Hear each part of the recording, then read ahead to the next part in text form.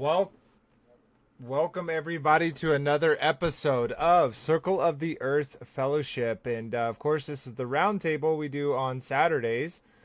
We do our special episodes and our interviews, stuff like that. We're going to be doing on Fridays, and we're continuing the Peace Seeker series on Sundays with the Book of Enoch. So, if you're interested in hearing the Book of Enoch read, check that out tomorrow at 4 p.m. Eastern.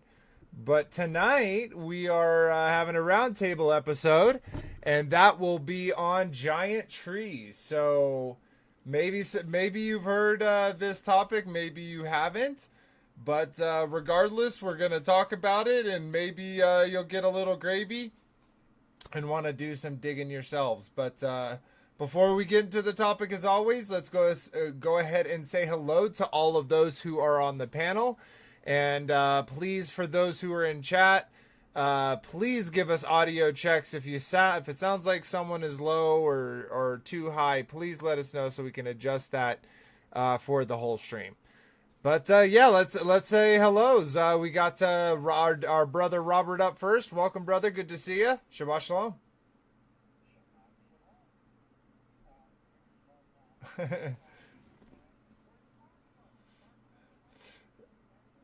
Yep. Marsha woke up late from a nap, and she has some family over, so she's just going to be chilling in the chat, I think.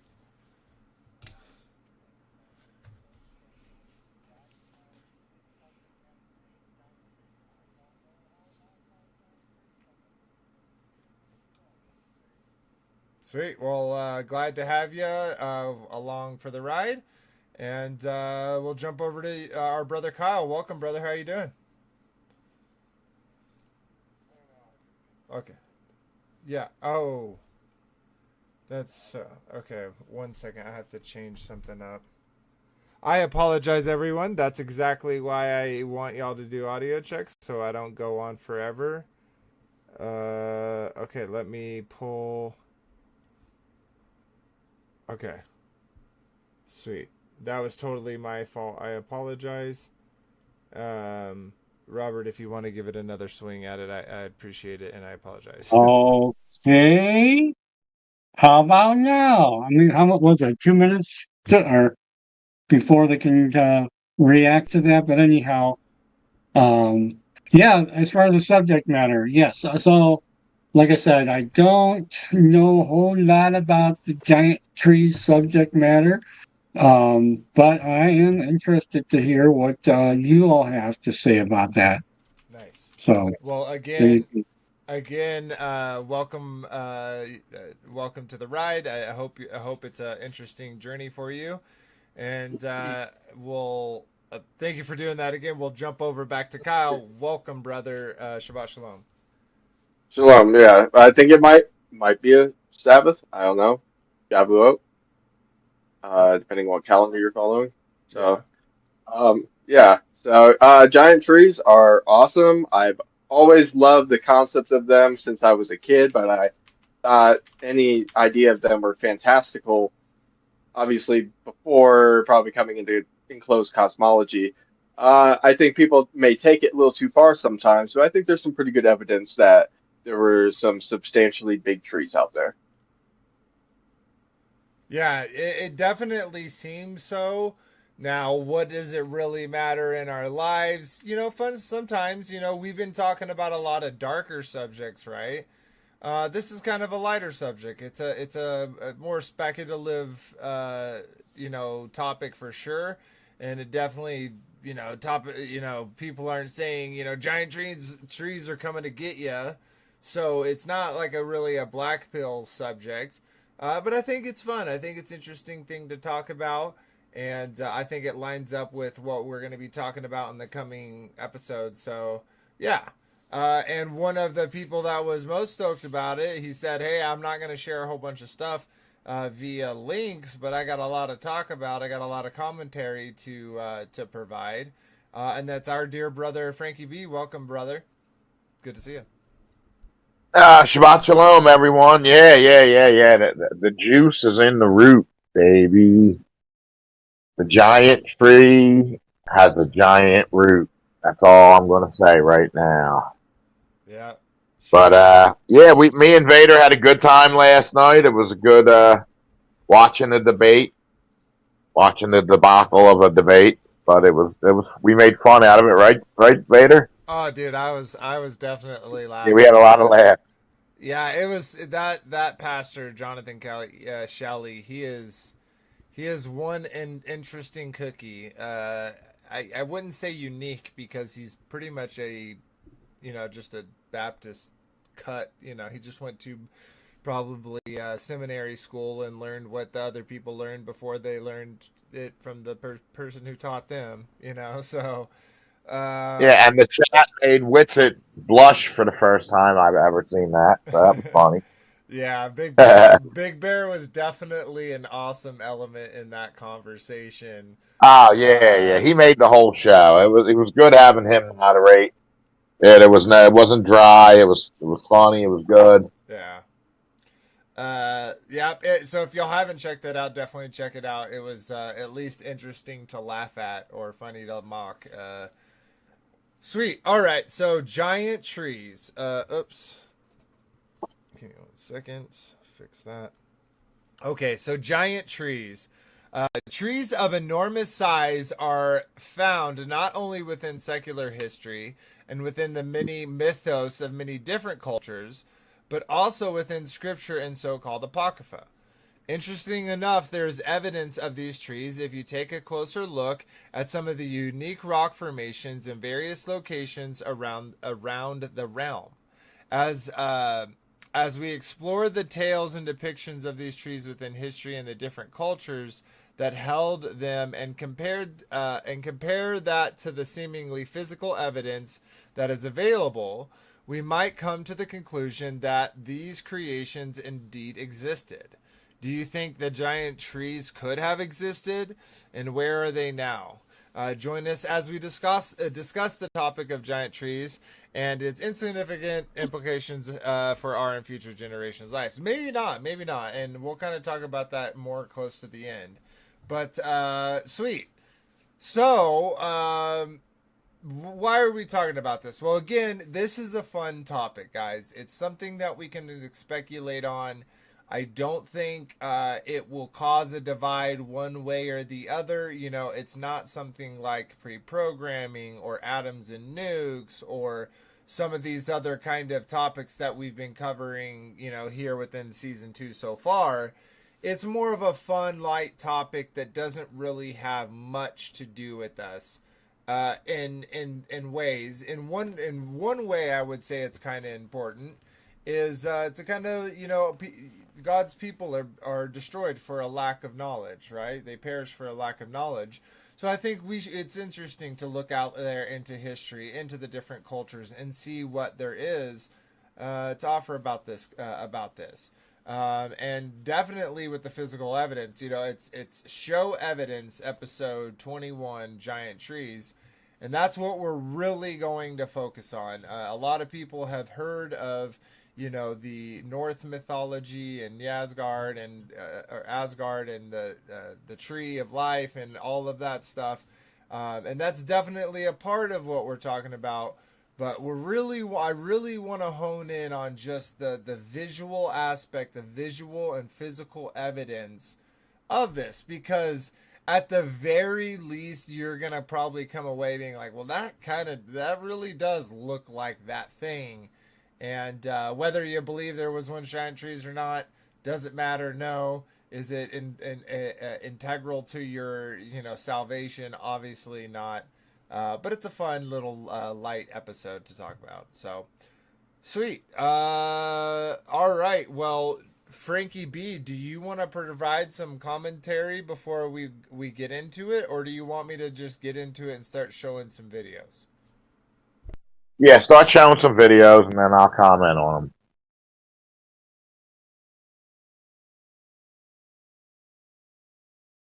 them. Did you hear me?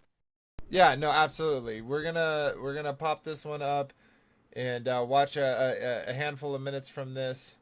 So let me bring it up for y'all so y'all can see it. Let's go ahead and drop off a camera just so it hopefully will help with the buffering issues. Though most of these are from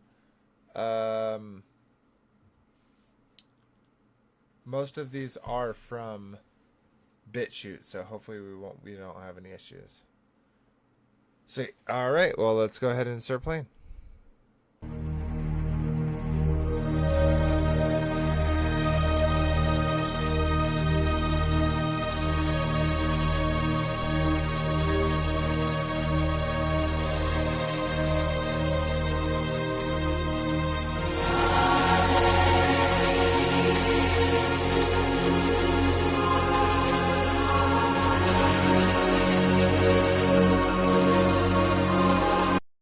Like even that, okay, so these aren't necessarily what we talk. These are really big trees. No one's saying that, and a lot of people have seen pictures of the redwood forest. Have seen pictures like these with men sitting next to these huge trees. But what I really want you to kind of focus on, at least in this part, is look at what you're looking at. You have this multi-layered thing that they're sitting on. That very much so, if you didn't know that that was a tree, you could be like, if you cut it off, let's say you can see my mouse here. If you cut this picture off right here, and you just showed someone this picture, they would not say that is a tree that they're sitting on. That is a hill that they're sitting on. Yet, because we know that it's a tree, think about that. So, but let's keep chugging.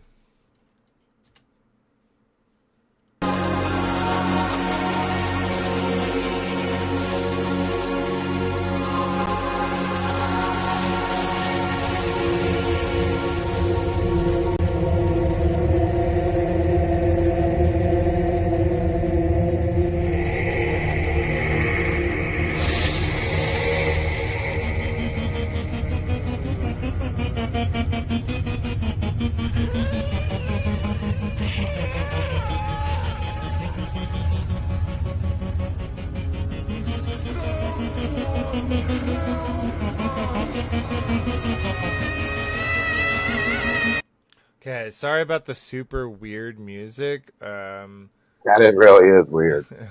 I kind of almost I'm gonna actually lower the volume so we don't all have to dare that. You're not gonna get copy strike from Indian music, are you? No, I doubt it. I guess we'll see.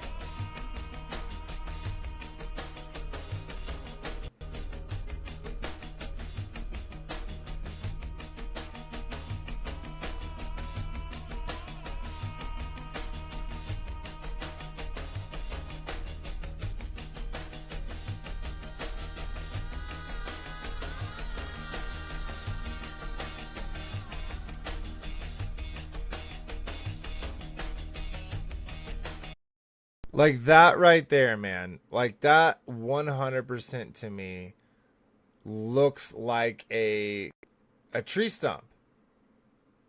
And we're going to be talking these formations right here. These formations.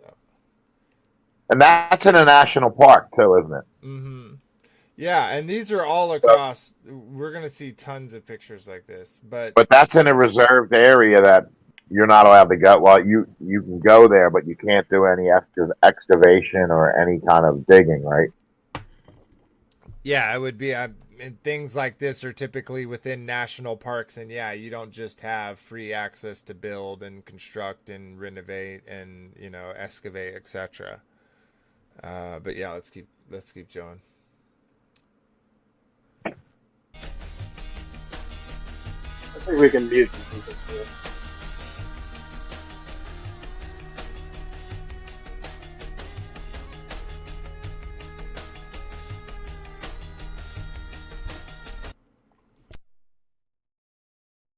I don't know if you can see, but that's a person right there and right there. These are huge structures. Now, they say this is... Look at these straight lines, guys. It's like... They say this is just rock, and we'll get into that a little bit more later from their perspective. But yeah, you got all these people climbing these very crafted excuse me, crafted looking, structures.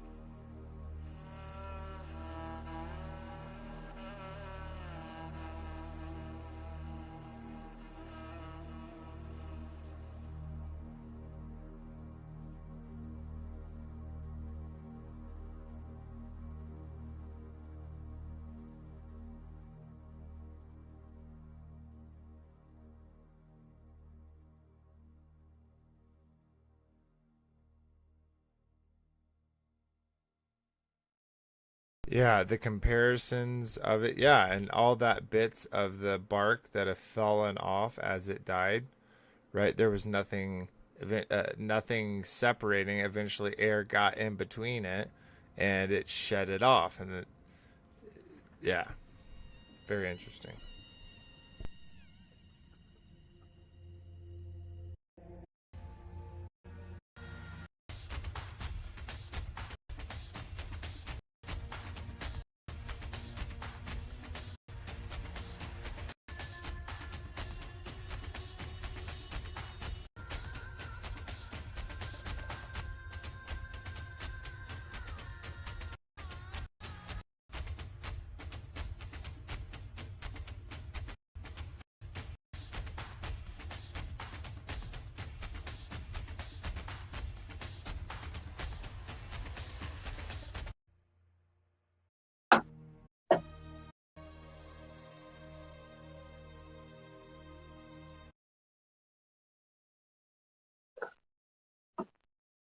Oops.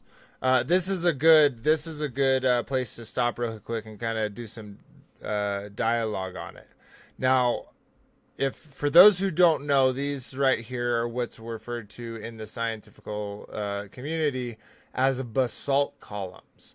Now, they say these structures are caused by lava being excreted through tight pores, basically on the crust of the earth, resulting in these geometric shapes that you're seeing all before you. Now, I personally don't subscribe to that. Like it was just previously showing you, it was showing you a cell wall of a tree. And many plants have these very such cell walls. And I just think that it's very interesting on, what I think is interesting in particular is their description of what these are and how illogical that makes compared to kind of what we're talking about here. Any thoughts from those on the panel? I think it's kind of strange they say these like got pushed through pores and didn't, was it liquid at that time and was like were pushed through as columns and then solidified that way. I mean, it's just kind of it begs the question, how these things, you know, how you could actually prove any of this came out of liquid magma and then solidified. No one's ever seen lava behave that way. No one can watch like something cool inform that. Also, you can see like um, oils, like coconut oil. You can heat that and cool it, and it'll form hexagonal structures. But I've never seen that with liquid lava. It just has the tendency to be molten and go and move like water. So the explanation for them is just kind of lame, in my opinion. Yeah, it's so lame because it really is illogical, and it's like, how are these all then been formed at the same time? Like, are you saying each one was like a pore, like each of these little areas was where it was being pushed out, but they were just all being pushed out at the same time, in which they grew in these huge columns it just, yeah, it really doesn't make sense from their point. And I think that is, at least to me, a good indication that they're lying about something. And then again, with the previous mentioned evidence, included, I think it is a good piece of evidence. I just want to make sure there was there was nothing left in that video I wanted to share. But here, let's pop this one open and let's watch this.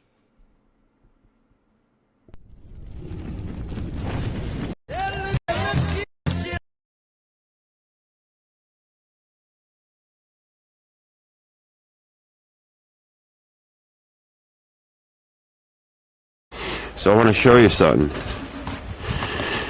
I want you to look at this really close, okay? And remember, this is a small version.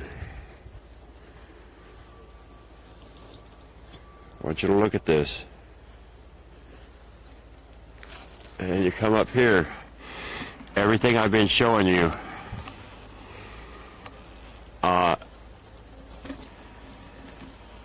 in all my videos, not just this one, okay? And here's the center, okay? It's a tight radius, and it gets bigger as it goes out. The bigger it is, the flatter it's going to be in a distance around the radius. I mean, the circumference of it. Okay? And you see the rings here. But you gotta look at this like in a 3D type of view, okay? Not looking down at a stump. Okay? Imagine this right here laid down flat.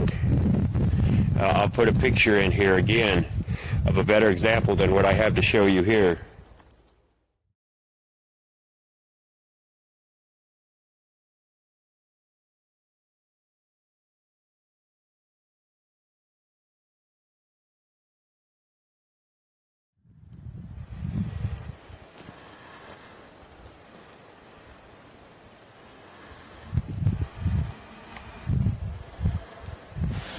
Can you imagine them stumps I've been showing you laying sideways, okay? Instead of upright. You understand that this is not the color. This is all just discolored from the weather and the elements. So this is what you see. So my daughter peeled a piece of this off. You know, it's deceiving because it's got moss. Okay, I want to stop real quick and just look at this. Now, before you were seeing this and before you get like a bigger picture, doesn't this just look like a big stone, guys? Robert, don't you think this just looks like a big stone, like if you're running a trail, it's just a big pile of rocks? From this angle, it looks like, well, if you move that little plate there up above there, and you can see it almost looks like wood underneath that thing. Yeah, but let's Like take that slate. part But if we away. weren't- Not the But slate every, If we didn't know we were big trees, yeah, you would say this was just you would say this a is piece a of rock. rock. But I'm gonna skip ahead just a little bit, and he's gonna give you a view of what he a better view of what he's All these standing on. organisms living on And it. that is Just want you a to big look at this. piece of tree. Okay? Yeah, look at that. Looks like a tree. Looks like, just in a bigger scale. So let's go over here. Showing you how everything's buried.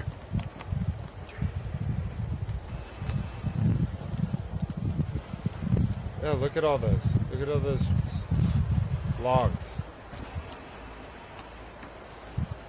If that stump was laying on end that I just showed you, it would be the exact same thing, okay? Okay, Yeah. They have a video out. oh, go ahead, Kyle. I can't unsee it now, what he's talking about with the layering, the shelving, how it breaks apart, and it resembles wood. The way when wood just gets all, dry rotted and breaks apart, I mean, yeah, I see what he's talking about. Yeah, Also, in petrified, it's very very similar. Just thereof. we know petrified wood is hard as a rock. It is rock, and it's not just rock. It's different crystals and minerals. It's crazy. So yeah. and like remember we showed that the London hammer and the cowboy's boot, whatever that was called, where it basically showed how they found these things, embedded in rock.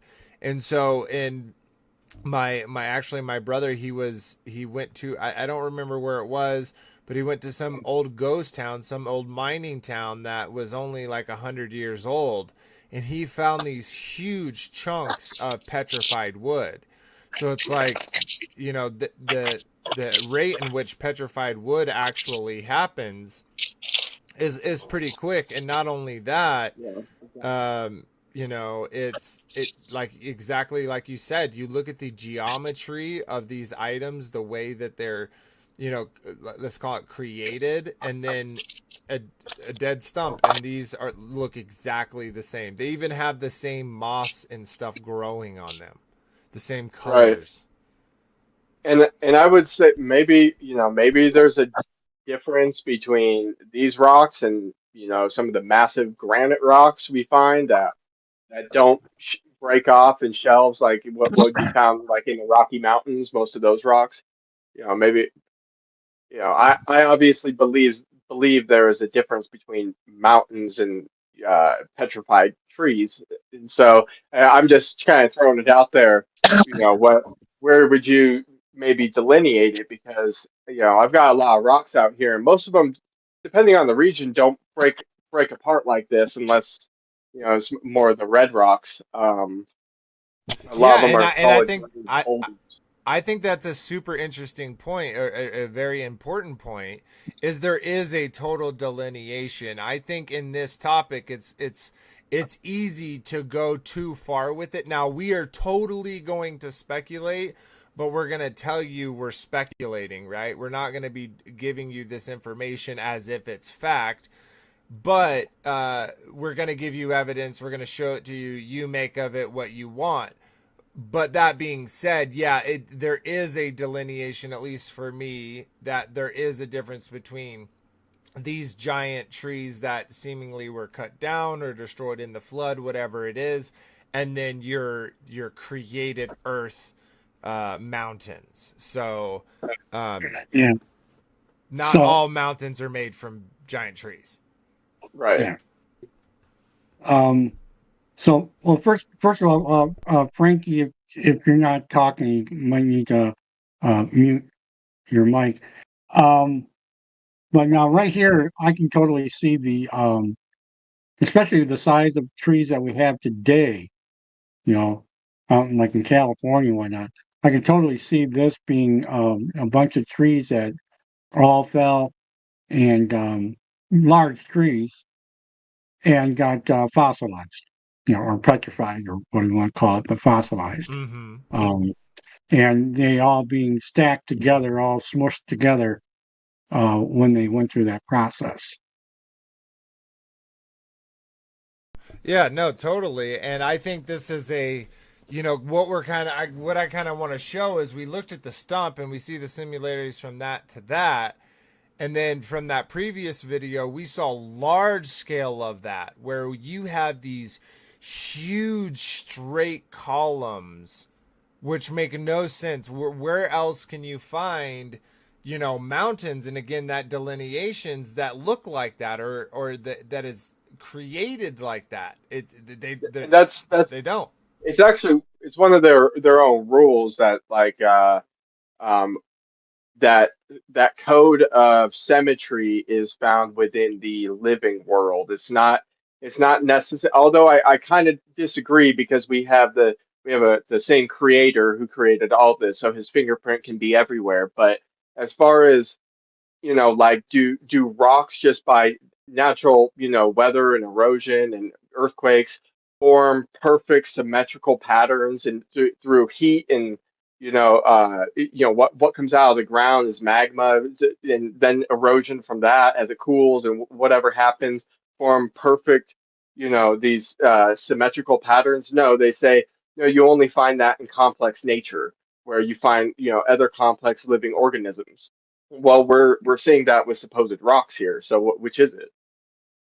Yeah, exactly. And uh, this is just the beginning of our of showing these type of things. So, yeah, let's keep going, and we'll talk about it more. I don't know, 8 or 9 children, young adults, passing a ball around, and they're supposed to count how many times the white shirts pass the ball around.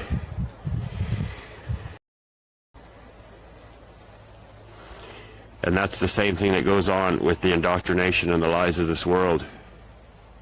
That looks like wood stacked Okay. up right there that just turned into petrified. So we're going to travel down this road here and see what we can find. So hold on.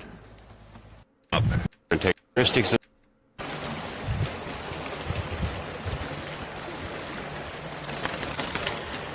See all the deep grooves in it. This is not petrified. Okay? Just remember that. And you come over here.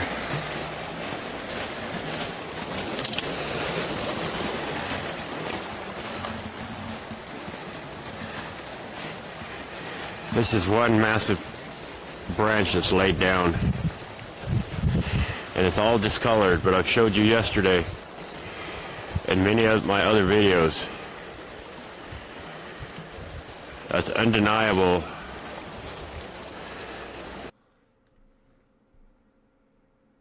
I feel like if you showed a picture of someone, if you could kind of like do some photo editing, like you could convince someone that this is literally an old log right here.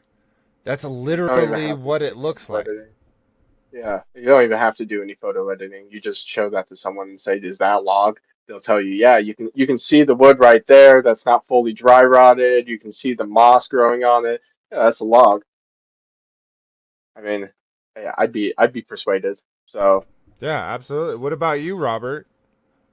Don't you think this right here looks like an old log that maybe is on the bottom of the pile for too long?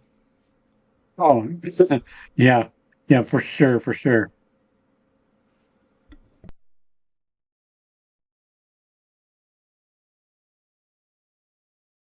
If you have eyes to see.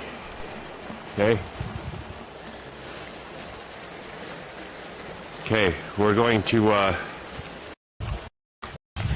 these bands.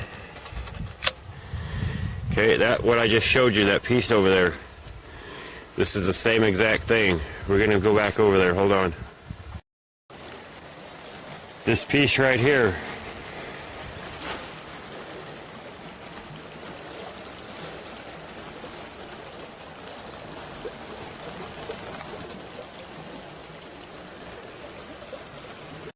Really shout out to this guy. I think he picked such great examples. Like he literally just pulled a piece off and then is showing you, a piece that looks exactly like it.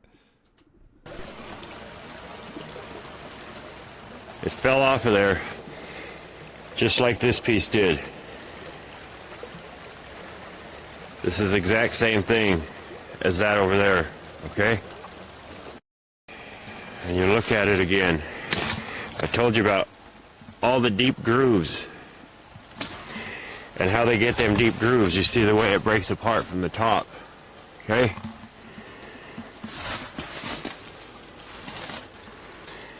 This is the exact same thing. Right here, you see the deep grooves, and they get that because they split off from the top. That's the same thing as over there, but it's laid down. Okay?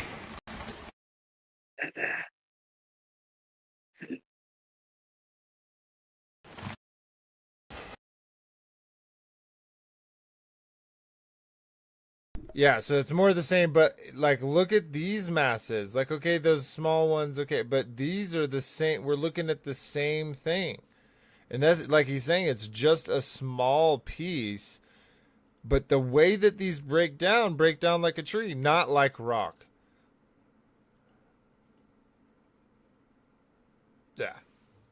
So from what I understand on how the fossils are made, and they don't take millions of years, is they do need to be compressed along with soil, and the minerals replace the whatever the cells carbon. are, whether it be bone or the carbon. So the minerals replace the carbon. So these guys must have been formed, and then at some point, a lot of the topsoil must have got washed away to expose them. Yeah, it could have been like it could have been like the worldwide flood destroyed them and covered them, and then over the years, the rainwater, the a natural erosion has led us for them to be visible. Right.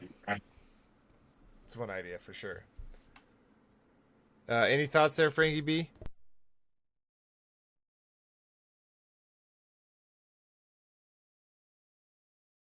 Nah, that's a good video though. But yeah, and that looks like another national park, right? What I have up here on the screen right now? What you have up on the screen and what that guy was in. I'm not sure where that guy was. It didn't say, but yeah.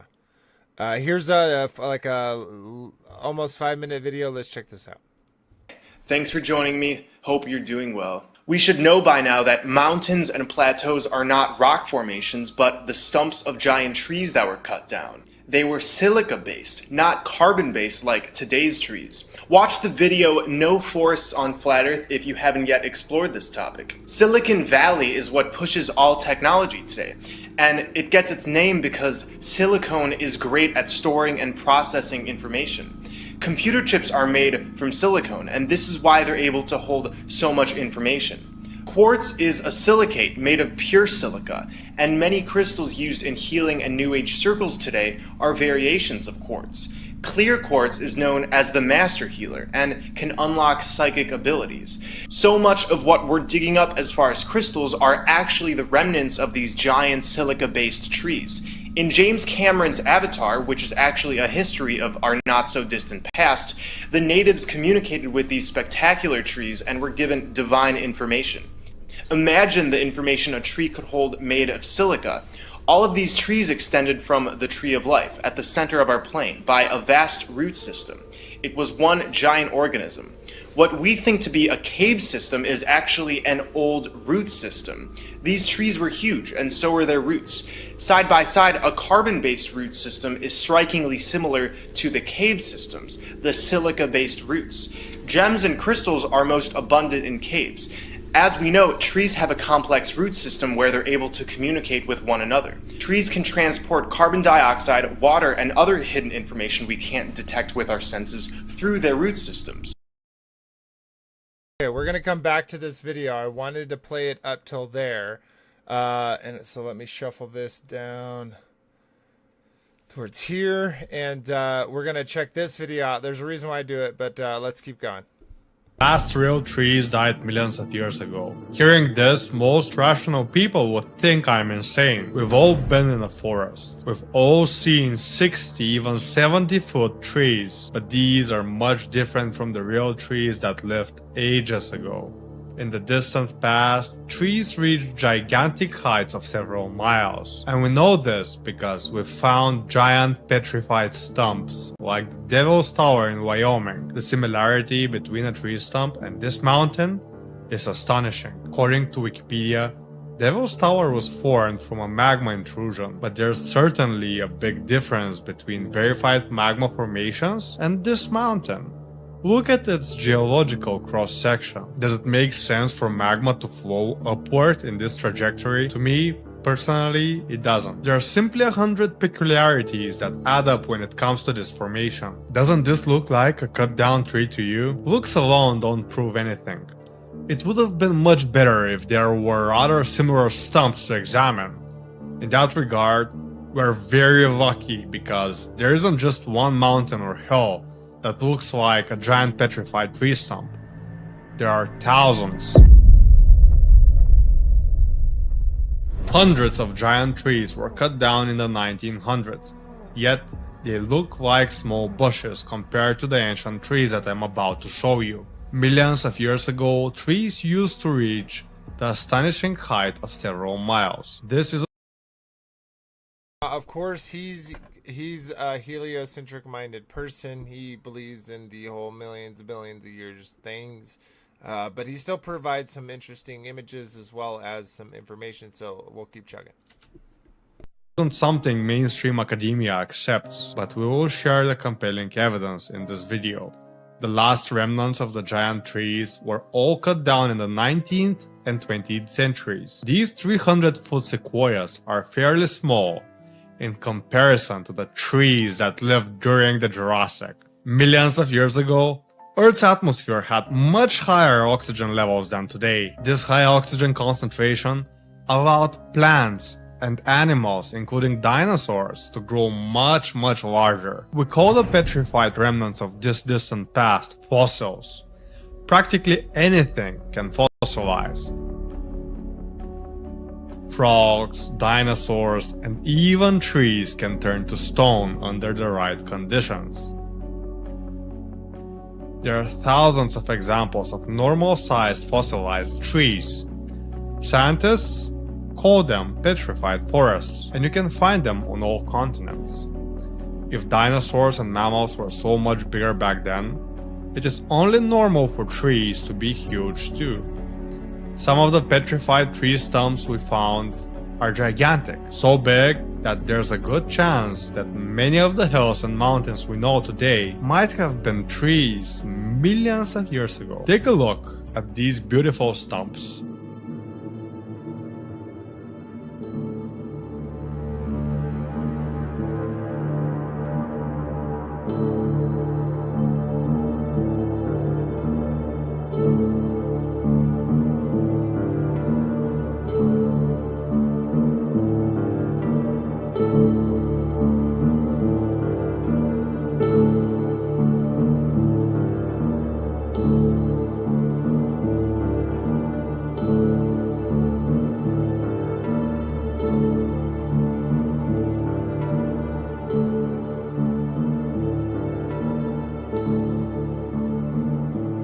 Aside from picture comparisons, you would think there is zero evidence to support this crazy theory. But there's a lot more evidence than just pictures. The cross-section of most plant cells is a complex hexagonal shape. When these cells grow, they elongate in one direction. In the case of a tree, they grow vertically. This means the hexagonal structure of giant trees would be vertical hexagons. This is a light micrograph of a tree stem. Generally, in the middle of the tree stems, we observe hexagonal structures. The tiny hexagons are the most robust part of the tree, and they look exactly like the rocky hexagonal sections. These might not be lava formations as some mainstream scientists believe. They are petrified hexagon sections of a former giant tree. On the left, we see the hexagonal structures that were once in the middle of a tree's stem. On the right, we see cured lava. How can scientists compare the two and deem them identical?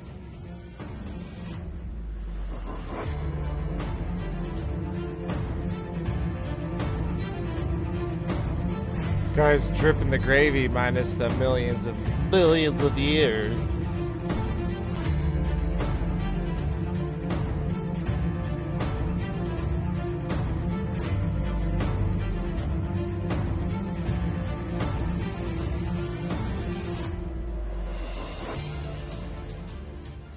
After millions of years, this is what remains of these petrified trees.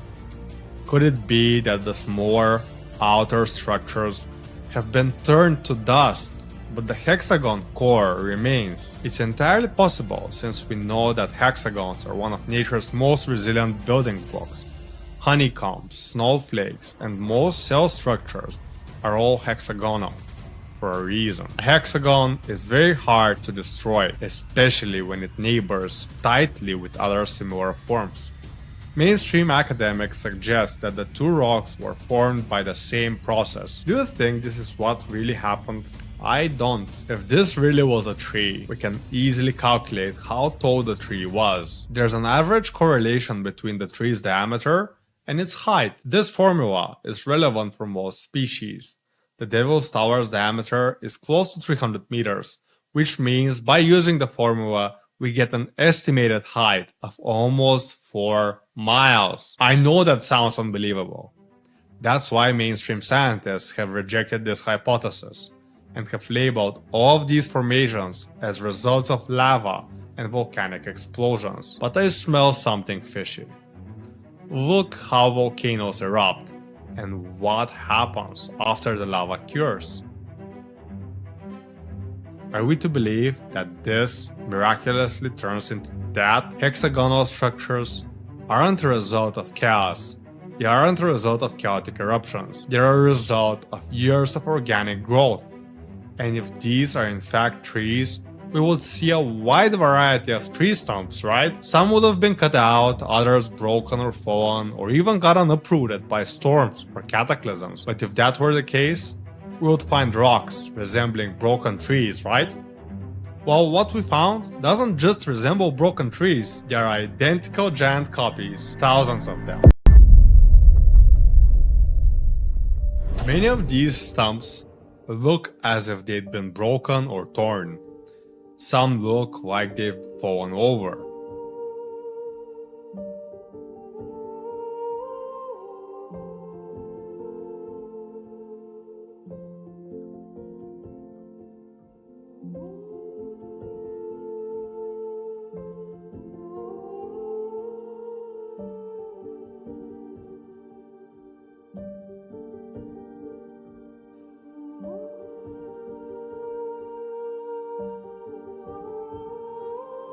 If this hypothesis held any truth, perhaps ancient scripture or even older languages would hint at this in any way.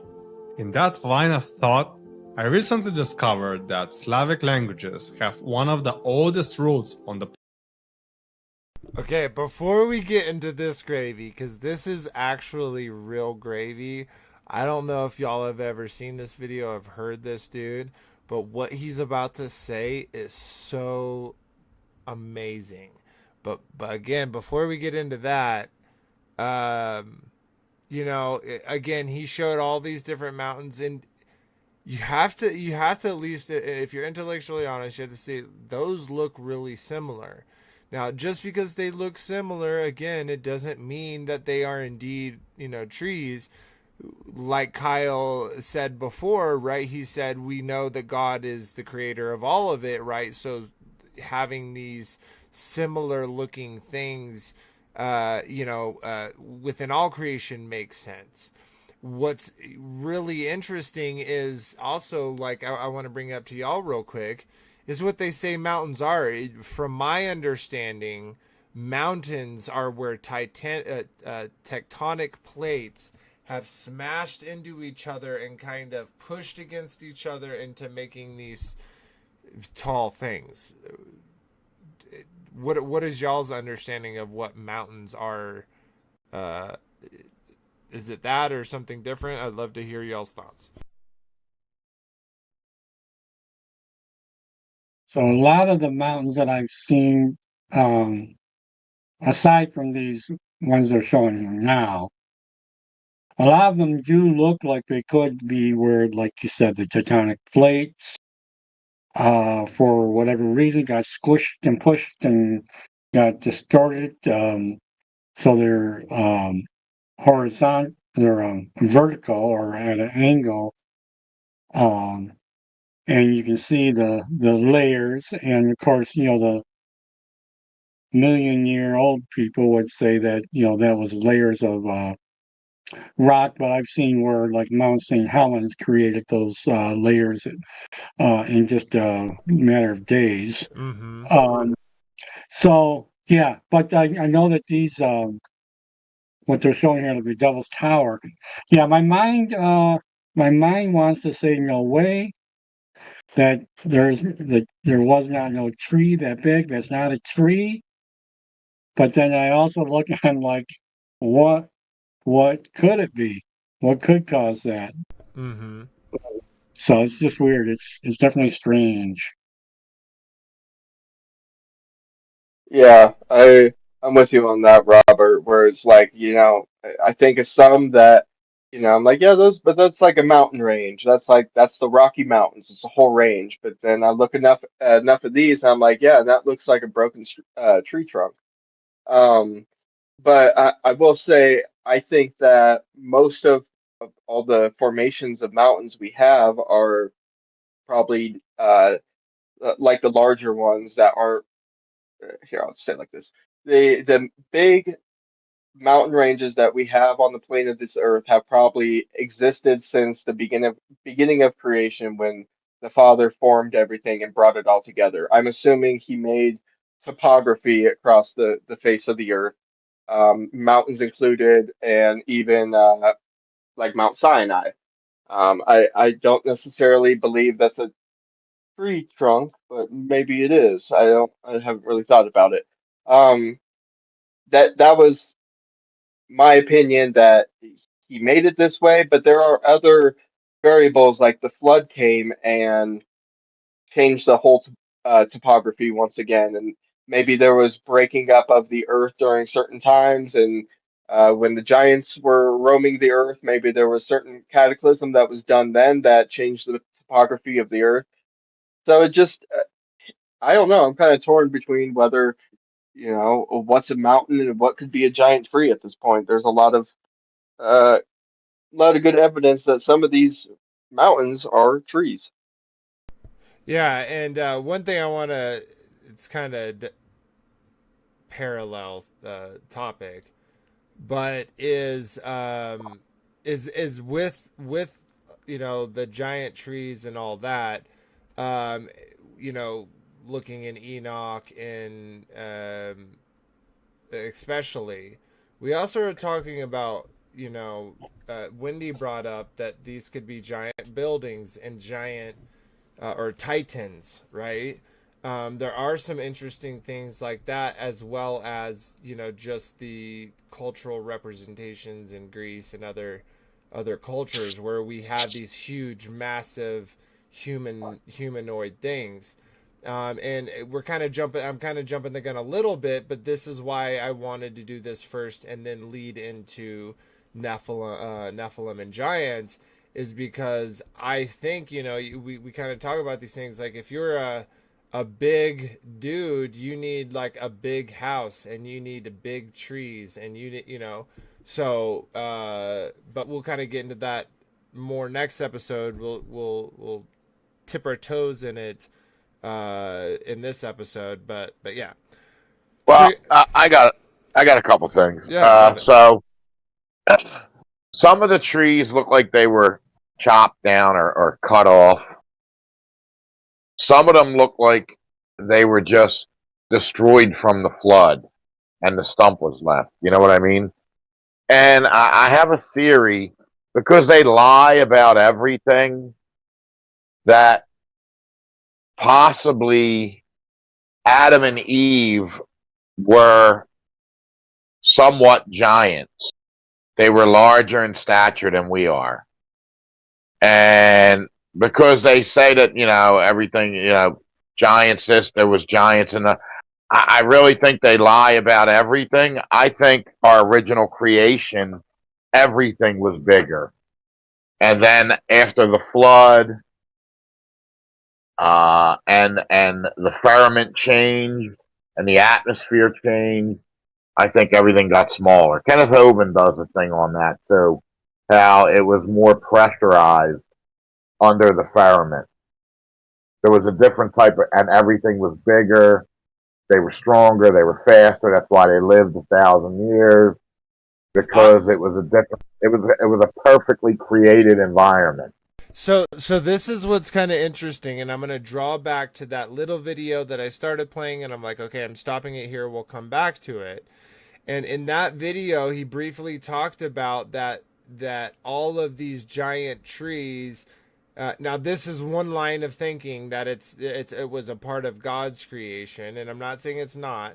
But what's kind of interesting, if you kind of think about it, if the New Jerusalem was there on Earth, that's where the tree of life would be, right? And we're talking about a structure that is 1,300 miles tall, right?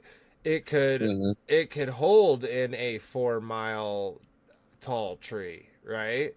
Very easily. And so I think that's really interesting, that then if that left during the time of the flood, that would also cause all those other trees to basically shut down and die, right? And so maybe some of them, you're right, were cut down. Maybe some of them were destroyed in the flood. Destroyed in the flood. Yeah, just ripped apart, because it was the way the Bible describes it. The water rushed up so fast. You know what I mean? And so it came down, and it came out from the earth. Yeah, and I actually and at that pressure would rip everything apart. You know what I mean? Oh yeah, it would cause devastation for sure. What I was gonna say is, like, I almost kind of sometimes think the Pangea kind of idea is interesting, because if you look at the parts where there is separation, those are the deepest parts, like the Marianas Trench as an example. If that's where the water came cutting up, how much land it would kind of delete in between those areas, and how they kind of look like puzzle pieces. I'm not saying I believe that. It's, again, total speculation. But again, right. a little bit more parallel thinking. Any final thoughts before we get into this next gravy he's about to share? No, go ahead. All right, let's get into. Oh, this is good. This is about the language of it. Planet. They date back way before modern civilization. Many secrets lie within the roots and origins of Slavic languages. Luckily, I speak Bulgarian and some Russian, and when it comes to trees, in most Slavic languages, tree is dervo, derevo. Derevenost or drevnost means ancient times, the ancient times. Drevnost, as in the time where there were trees, big trees. Ancient tree.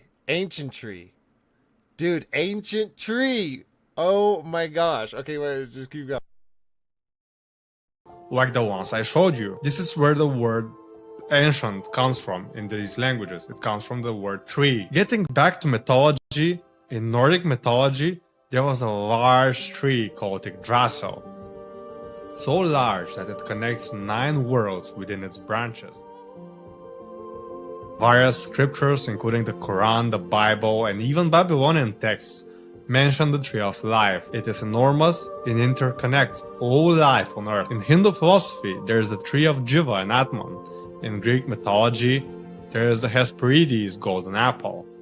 All of these are so big that today we couldn't quite imagine their size. Let's go back to some scripture from the Bible. Behold, the Assyrian was a cedar in Lebanon with fair branches, a shadowing shroud and a high stature. His top was among the thick boughs. The waters made him great. The deep set him up on high with her rivers running round about his plants, and sent her little rivers unto all the trees of the field. And strangers, the terrible of the nations, have cut him off, and have left him. Upon the mountains, and in all the valleys, his branches are fallen, and all the rivers break his boughs of the land, and all the people of the earth are gone down from his shadow, and have left him. Across many cultures, there are hundreds of mentions of enormous trees, taller than mountains. But let's go over a more specific, scientific explanation of whether this is possible and how it could occur on our planet. Oh, our planet! For me, the problem with these giant-looking tree stumps is they don't just look a little bit like tree stumps. They look exactly like tree stumps, and that combined with the fact that dirt is missing all around them makes it very hard to believe that some of these are just accidents of nature. So how did they petrify? Petrified wood forms when fallen trees get buried under mud or dirt really quickly. This stops them from decaying. The less organic the material that buries them, the better. So imagine a large volcano erupts. The cataclysms that follow tear down the trees, and they get piled over with ash. Over a long time, water full of minerals like silica seeps through the dirt and into the buried wood. These minerals slowly replace the tree's original material, turning it into stone, while keeping its shape, including the tree rings. That was an interesting looking In tree. smaller and scientifically verified petrified forests, you can find lots of stone wood. You can visit the Petrified Forest National Park in Arizona, for example. Scientists noticed how similar some mountains are to petrified trees. Some believe much larger trees existed before a worldwide cataclysm wiped them out, but most are reluctant to look deeper into this theory because of how absurd it sounds to the average person, like you and me. Ancient trees had a height of several miles. The most rational argument I've heard against this theory is, where did all the rock go? If these trees were so big, how did their huge rock stems disappear? Well, they didn't. They turned into soil because not the whole tree was covered in ash. This means only parts of the tree petrified. These trees were gigantic. No volcano could ever completely cover them in ash, but a big flood could easily tear them down or uproot them.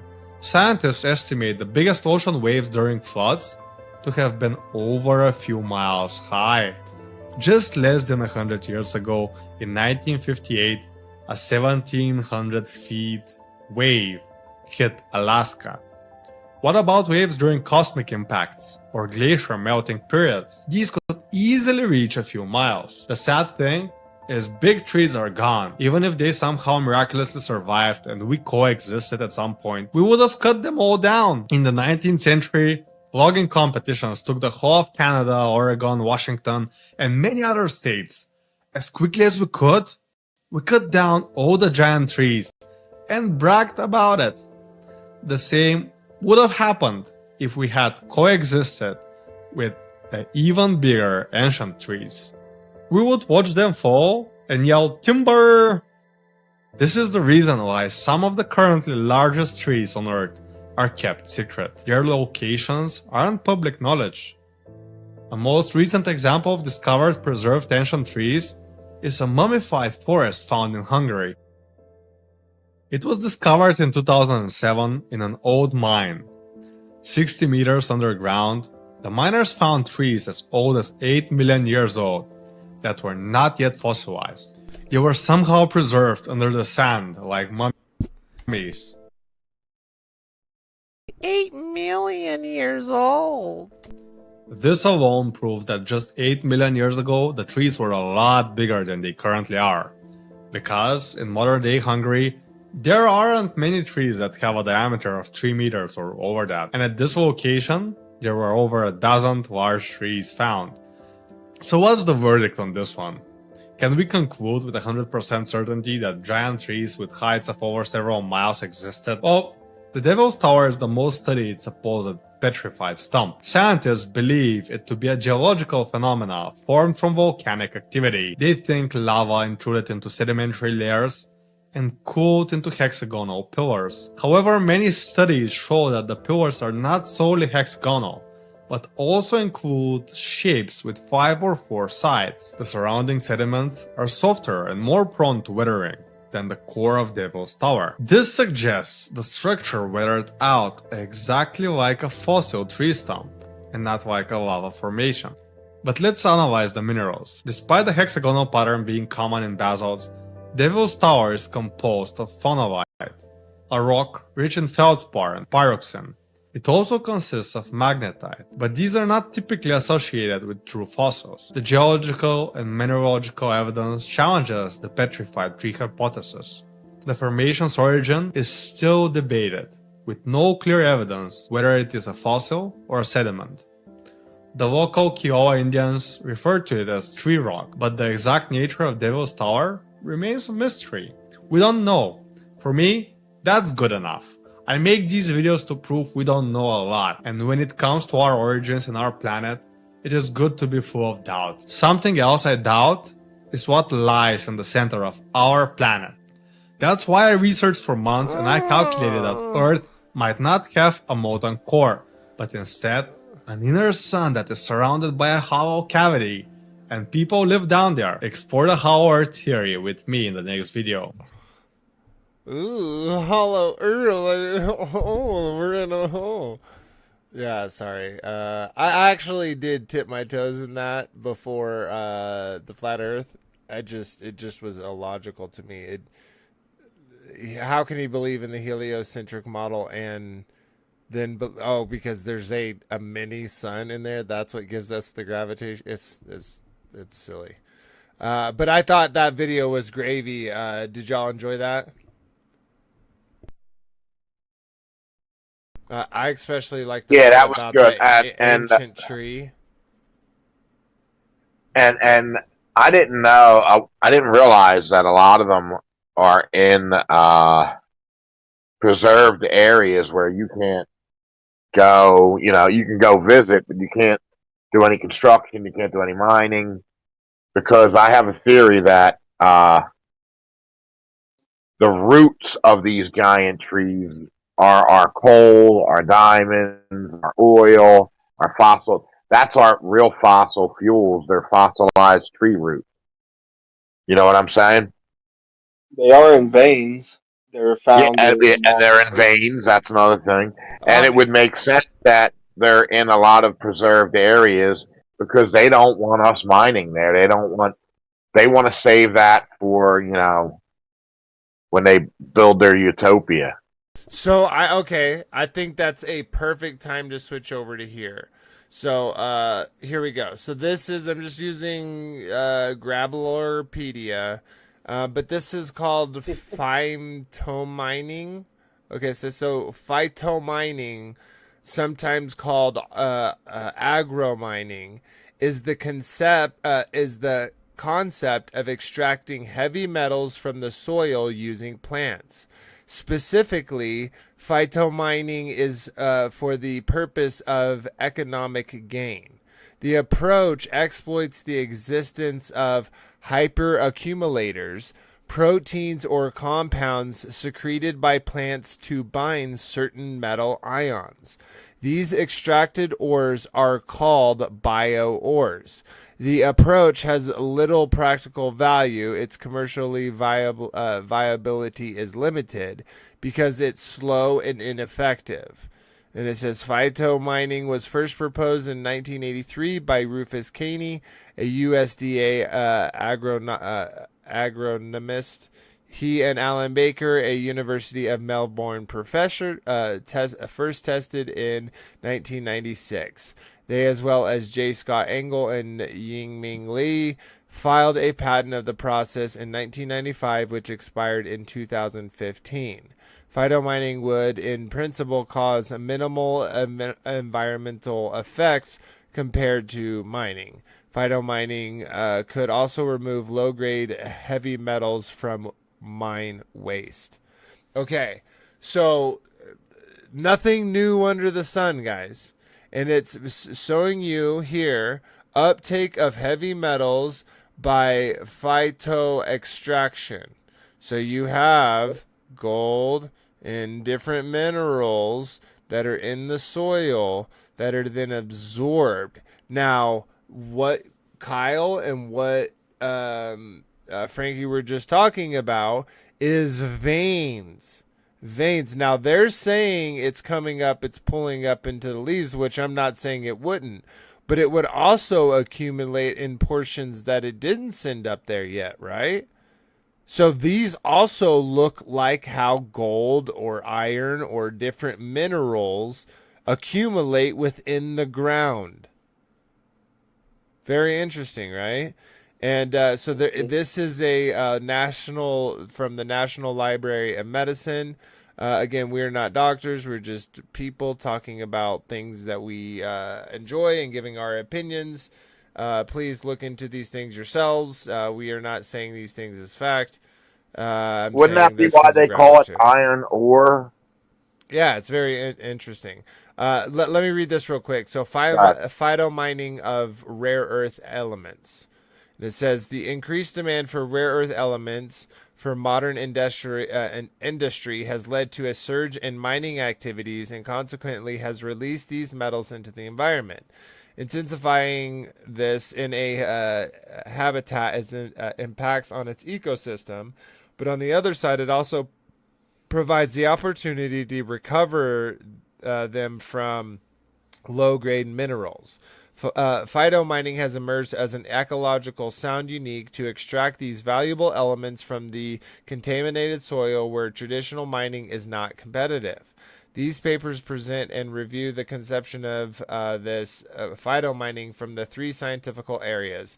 The accumulation of rare earth metals in plants is the first stage, referred to as the phytoextraction process. This is followed by elevating the rare earth elements concentrations into bio-ores via the enrichment phase. Ultimately, extraction is the final step to complete the phytomining pathway for reclaiming the rare earth elements in the brownfield land. And so yeah, there's a whole bunch of different papers and people that talk about this thing right now. And so the reason why I bring that up is because if this is a possibility with, a slight possibility with our modern technology, we think about what they were doing during the pre-flood, that they had these technologies. So I think this is proof positive of what you two were mentioning, that these would also accumulated heavy metals.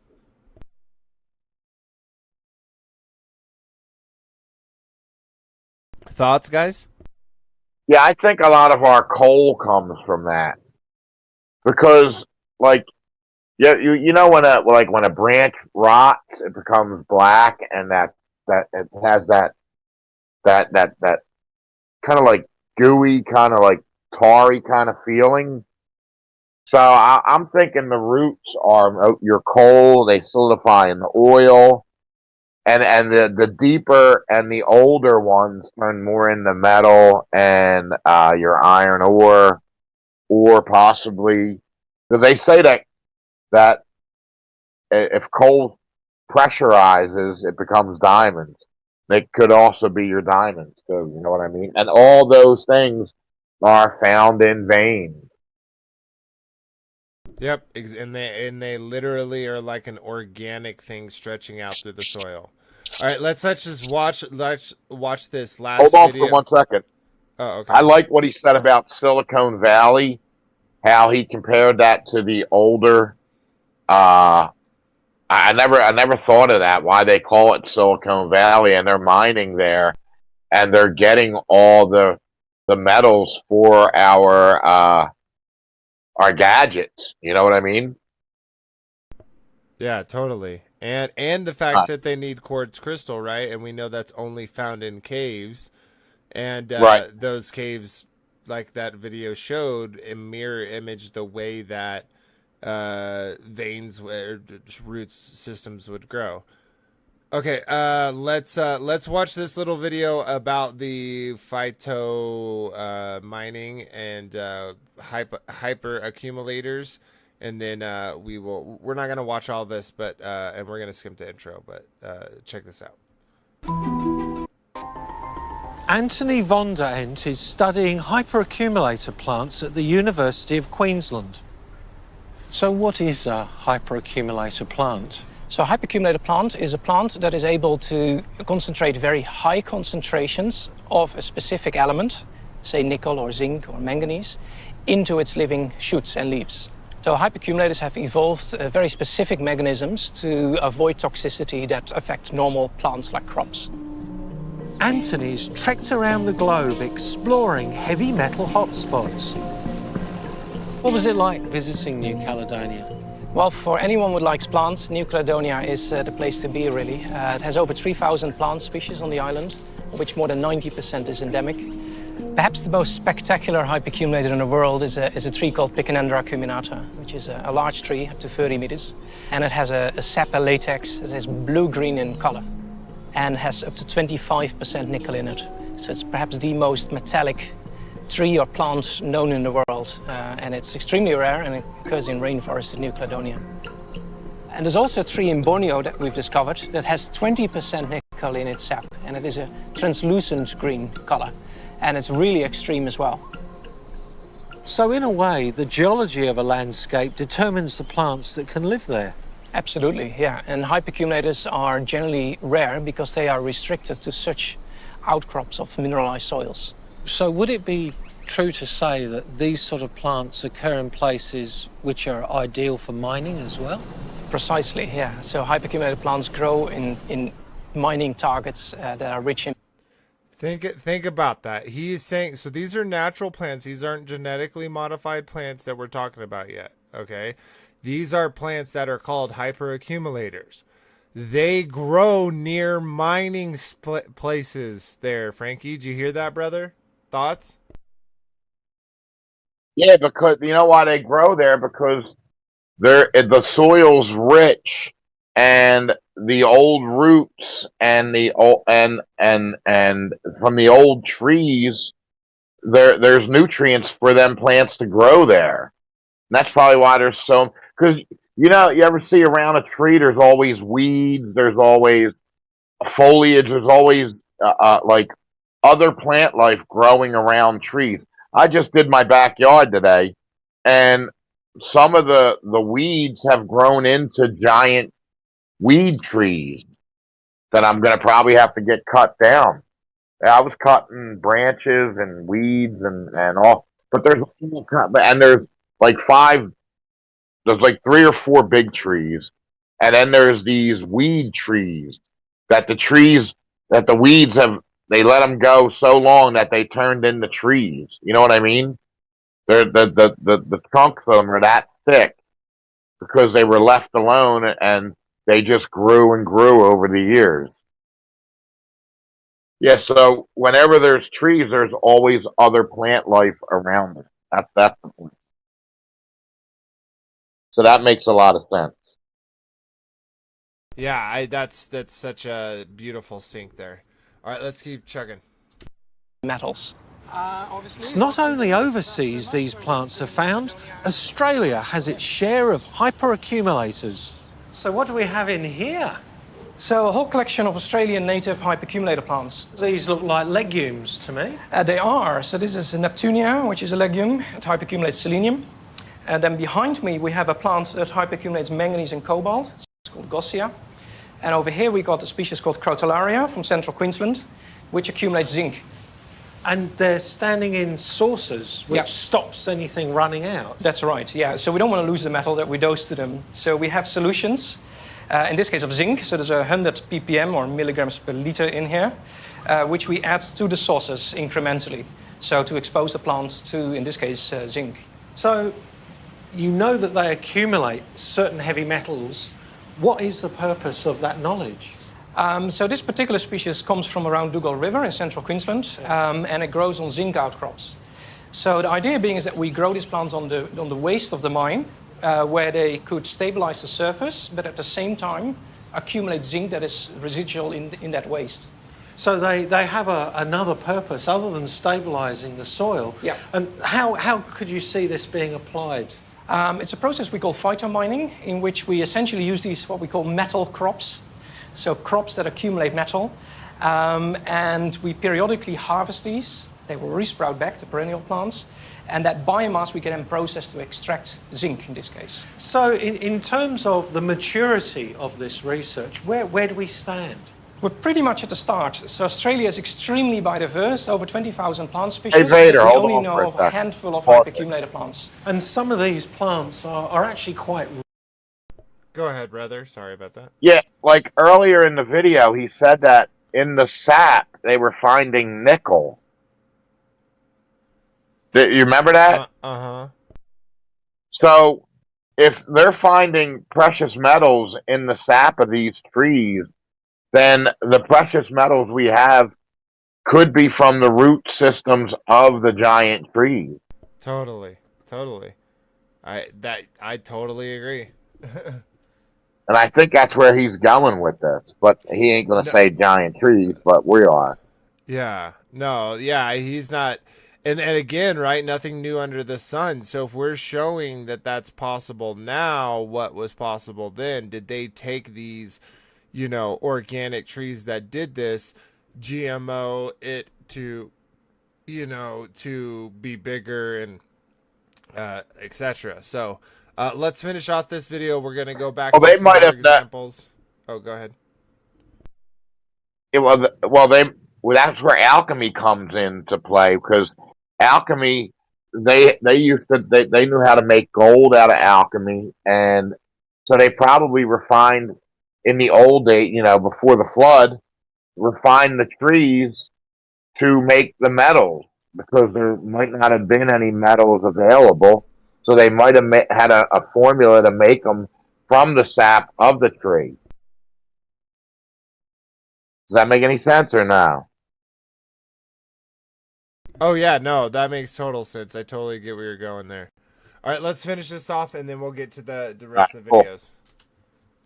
Rare in the wild. Yes, a lot of the hyperaccumulators only grow at an outcrop where the soils are particularly high in a particular metal, like nickel or zinc or copper.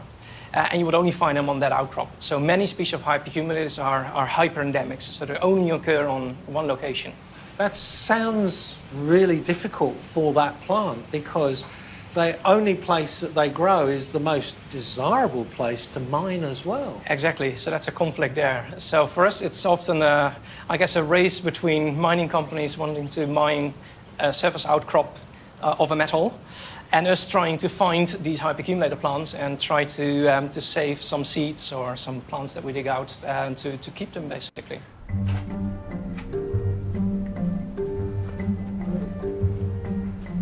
So what species have you got here? So there's two species here. One is heartleaf poison, which is this pretty one with orange flowers, Gastrolobium bilobum. And the other one is Gastrolobium parvifolium, which is the one with the narrow leaves here. Now these accumulate fluorine, which makes them really poisonous. Correct, yeah. So these accumulate fluoride in the leaves, and they make fluoroacetate, which is a metabolic poison. And would that be, those little droplets there, would they be droplets of poison? Yes, that contains fluoride. There's little droplets that the plant excretes. YouTube, the scientist said it, not me. Don't be getting Funny how me they put in fluoride in our water. Hey, wait, don't go that far. Don't be getting mad at me because scientists said that. I did not say that. Frankie right. B didn't say it. The I didn't scientist say said it. it. And are these seedlings of Gastrolobium? Because that looks like sandplain soil from WA as Exactly, well. yeah. So that's the natural type of soil they grow in, and these are some of the seedlings that we're trying to germinate. So then in these trays, we dose fluoride in solution at different levels to look at the amount of uptake of fluoride into the plants. So what is the object of growing these plants here? So fluoride can be an issue in some types of wastewater, say from the coal industry or from other industries. So Again, That's why you put it in their water? Again, YouTube. We are not saying anything. He's saying it. He is a scientist. Go talk to him. So some types of wastewater contain fluoride, which is undesired as a pollutant. So the thinking is that we could cultivate these plants to extract the fluoride from that wastewater as a means of remediating contaminated water. There's a strong case for preserving these sorts of plants. Yes, I think so. Hyperaccumulator plants, if you identify them, they are valuable resources that can then be used in rehabilitation of mining sites or other contaminated areas. What do you think the future holds for you and this kind of research? I'm hoping that we can upscale what we're doing. So a lot of it, of our work is in the lab scale or small applications in the field. But I would really like to see full-scale application of phytomining happening in Australia.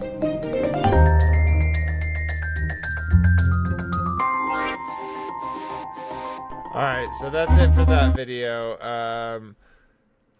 Yeah, so I think right there is another piece of evidence that kind of shows you that what we're kind of speculating on may not be too far off, from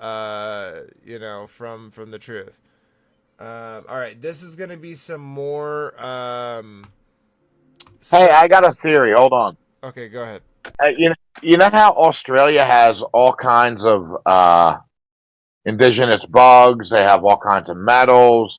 They're mining for gold there. They're mining for this. They're mining for that. What if Australia was just a giant tree? I mean, like a super giant tree. And after the floodwaters receded, it became as big as a landmass. Who knows? We're looking at some giant trees that would been I guess then on or inside that other giant tree, but who knows? It's definitely fun to speculate. Yeah, I mean, because they're finding. I mean, if you ever watch the show Gold Rush, he went to Australia trying to secure a mine so he could gold there, so he could mine there. Yeah, they have a lot of unique things there for sure. So who knows? And they have all kinds of crazy bugs, snakes, tarantulas, spiders, all kinds of crazy stuff going there. Will be the final All right, video within this playlist either permanently or it's just going to be left alone for some time. Can't really do much more. Putting out people, in the pre-flood world, like giants. Well, if that's the case, they must have been a lot bigger than what we can imagine. Yes, when you look at some of the size of this stuff, it's either giant beings, our creator. I've had a feeling personally for quite some time that either the Great Flood or some event prior to that flooded the entire earth and then froze over, because I've always denied the Ice Age. That maybe there was some type of Ice Age, there was a Great Flood and it completely froze across the entire world. And all these, what they call mesas, these flat tops, have not been caused by them being cut down. It's literally where the ice, everything below the ice petrified. And as everything died, due to there being seawater everywhere, salt water, you see that doesn't work out, because, I say that all sand has been created from the petrification of these trees, or the original tree. All sand, all lime, everything has all come from calcification, petrification, and everything I speak about is everything that has come from a tree. Because if you want to believe the mainstream scientific view on this, that it's all earth tectonics being caused by some kind of comet hitting the earth, when it looks exactly the same as your wooden flooring. If you buy laminate flooring, the pattern that's on the screen is exactly what you would get.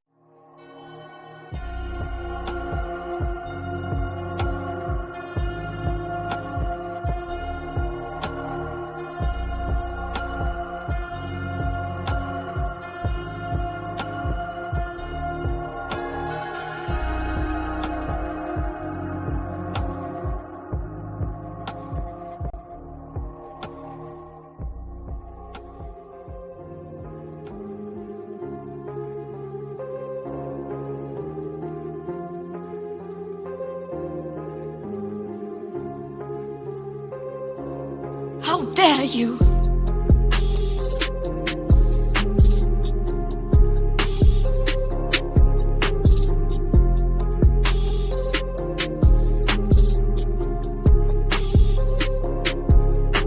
How dare you!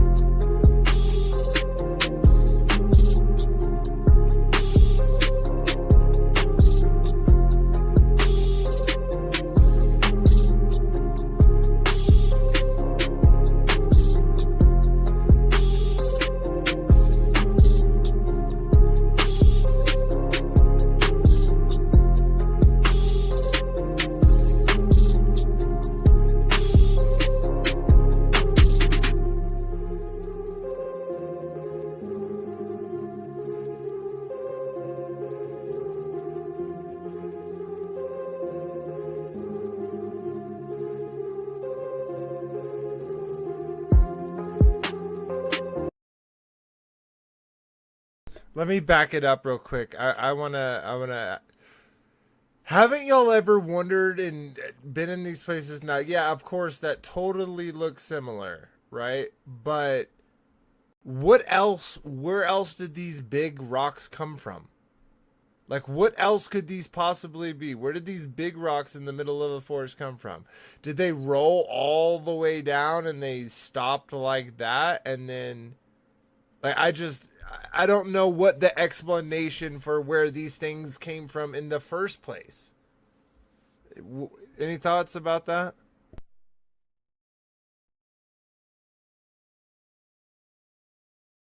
All right, no worries.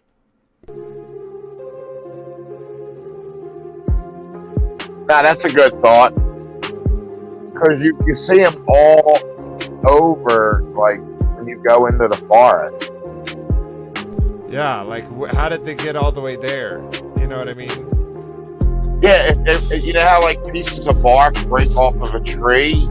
It would be like pieces of, and it would be like stone, or like that dude was saying, cut down trees and just left, or falling down trunks, and they turned into stone formation. Yo, dude, it's like you're spitting bars as you talk. What do you mean? The music, and then you're like, oh yeah, spitting bars, yeah. telling How truth. dare you? That he was like rapping. Yeah. Yeah, he was rapping when he was doing "How Dare You." Yeah, look at that. That's all. Yeah, that's all like. It's all bark, man, and you can see it. What you see, you can't understand.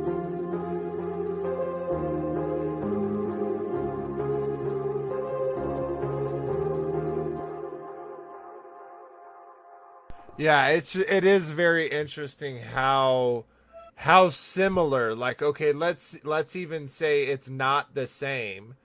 You can know it for sure they look similar at the very least. And that right there, and then the other examples of what, you know, like the scientific examples of what they say they are, it makes it even more sus that it's not what they say it is, more something along of what it looks like. Welcome, Highway Hermit brother. Good to see you. Hope you're doing well. But let's keep checking along with this video.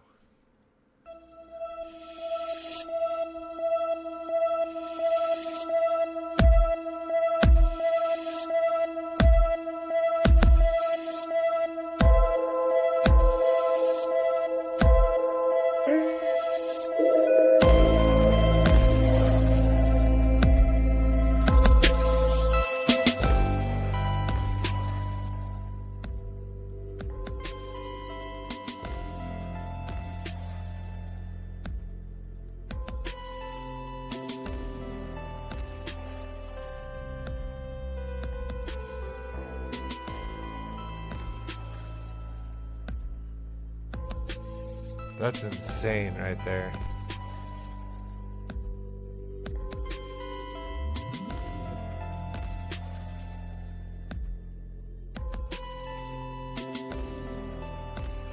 Dude, that right there 100% looks like a log that you have sitting in your pile from the side. Yeah, It does, definitely.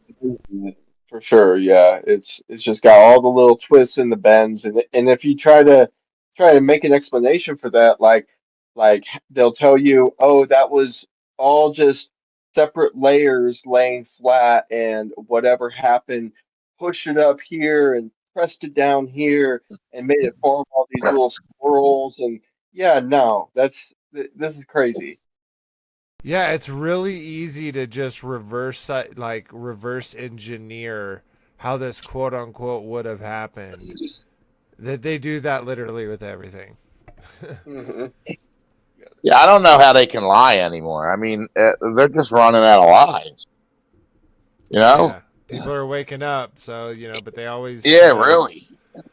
Yeah, but then it's always like people start waking up, they gotta change it up, they gotta change the world up. But again, no need to fear. Greater is He who is in us than who But is don't in the look world. there. Look over here. We got aliens. Yeah. Yeah. All right. Yeah. Let's keep chugging. I just think this is really good to show because it's so many examples of like really thinking about it and looking at it, and it totally looks like it. You have to at least admit that the similarities are indeed there. And I think that is, very similar to the true Earth, where there's a preponderance of evidence. We're looking over and over, picture to picture, and seeing basically something from small scale to big scale. You wouldn't know the difference if someone told you it was wood and then said, nope, it's rock. That's so interesting.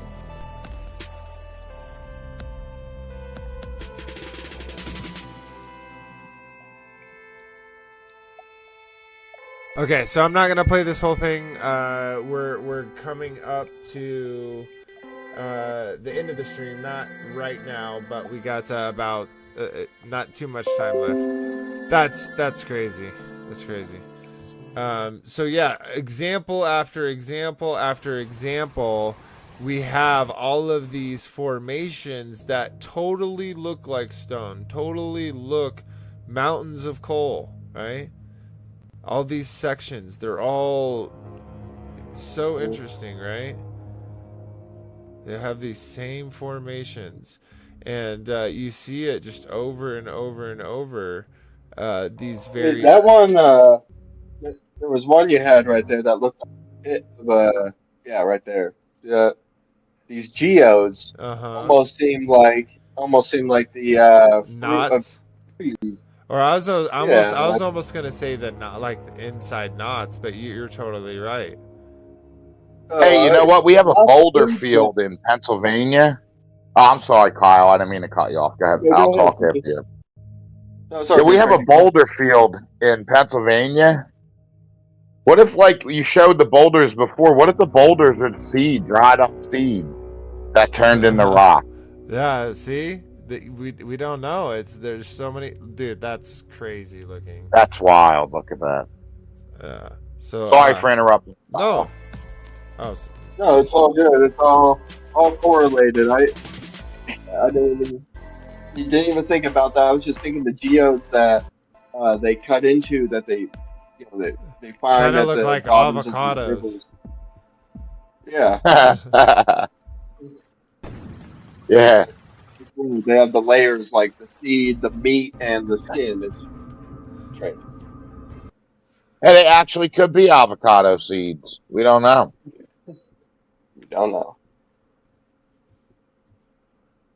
This is a quick 6-minute video. So looking at the root structures of trees, you've got the primary, central roots are going to go down, and then you've got the 360 circumference around the base of the tree, which are going to go out horizontally, and they're going to shoot down, root structures as well. And then we'll get into collateral arteries, which is something that's an anatomical term, which I'll talk about. But these can connect to each other. And as we get into the main topic, this is called spelunking titanic trees. You'll see why the collateral arteries are of interest.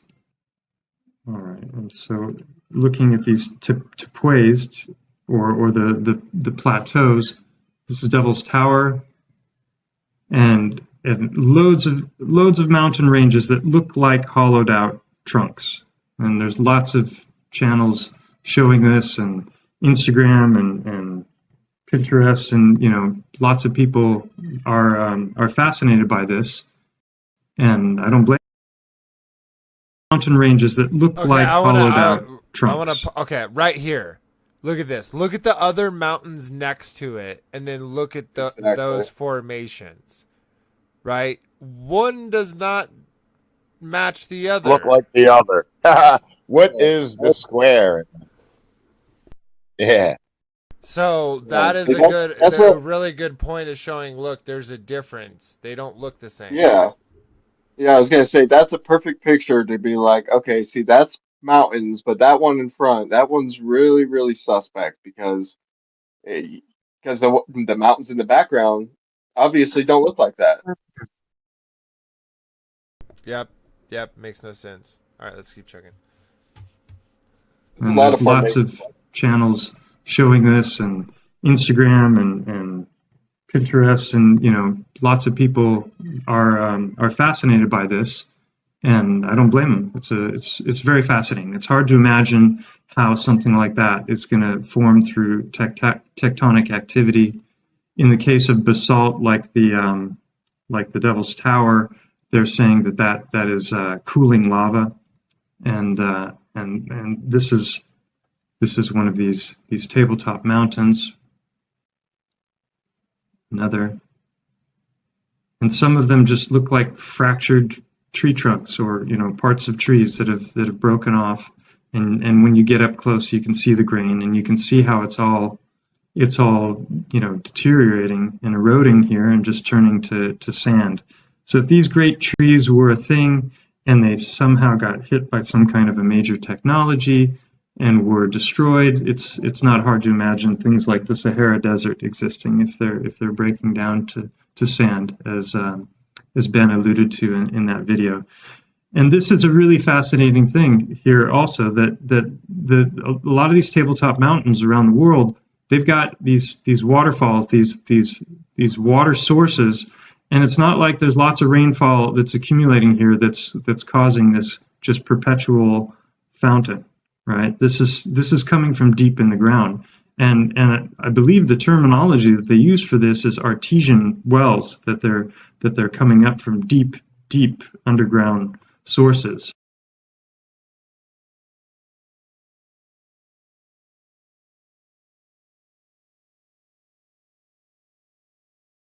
They're artesian wells. And so you get lots of these examples of these tabletop mountains with water sources, and it's not hard, I think, if you just look at this objectively, to imagine that this could have been a tree at some point. It's harder for me to imagine tectonic activity causing something like this, because it's just going to jut upward, and all of the lines are going to be parallel to the ground. It doesn't really make sense to me.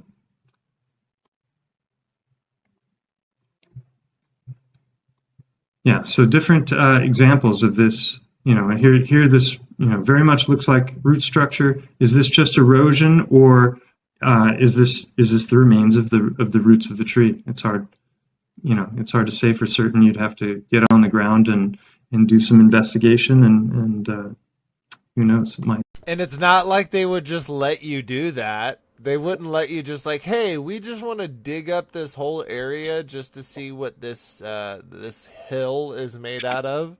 Like this beautiful landmark area. Can we just dig in this area to see what's up? No, you can't just investigate it like that. Oh, sweet. Yeah, this is a good video. I really liked this part because I think that goes more to what we were kind of saying about if you genetically modified one of these hyper accumulative plants to absorb gold or whatever. Think about how these look like caves. These look like veins that are found within mines. It's very, very interesting in my opinion, for sure. Okay, so we only have about 8 minutes left. So how dare you? There's just too much. That picture, man, that's just so intense. Okay, that's more of this part. We kind of already saw that. Oops, wrong thing. Okay, oh, dude, did I close that one? That makes me so sad. I wanted to finish off with that. I wanted to finish off with that very last one. Oh, let's read this real quick. Daniel 4:20. 4:20, bro. The trees you saw that grew so large and sturdy, with its tops touching the sky, visible from the four corners of the world, the trees with the luxurious foliage and abundant fruit, enough for everyone, the tree under which animals took cover and in which birds built nests. You, O kings, are that our tree. You have I'm not gonna. Okay. You have grown great and strong. Your royal majesty reaches the sky, and your sovereignty reaches to the four corners of the world. Now, people say, "Okay, that's metaphorical," but I also think it's metaphorical because it's a true statement. When you make like a simile or like a like or as an example, you're using something that's true, something that you can kind of call to. As an example, so he's saying like those trees that reach their sky, their tops reach the sky, like you have grown great and strong. Your royal majesty reaches sky high. So yeah, that's not an issue to me personally, but I really wanted to find that. Was it this one? Hey, these spectacular. Okay, yeah. Let's finish this off. Right here. Carbon dioxide, water, and other hidden information we can't detect with our senses through their root systems. If you've ever been in a room with tons of large quartz, amethyst, etc., you know that the energy is powerful. Crystals have been known to store information, and this is why they oftentimes require energetic cleansing. Imagine what kind of information and energy was circulating among this worldwide system of trees powered by the same material. And we're told that quartz is a rock-forming mineral. Now, this definitely makes sense. So think about it. How can a cave be constructed naturally out of the ground? We're given the bullshit answer that limestone gets dissolved over time and forms caves. But again, these systems are all too similar to that of a root system. Most rivers used to be filled with these roots as well. The rivers contained the above-ground roots, while the caves in part contained the below-ground roots. Just some speculation. Look at these photos of giant crystals inside of cave systems. This is insane. I'm proposing all of these giant root systems used to contain as many of these crystals, but were stripped of them and are now lifeless.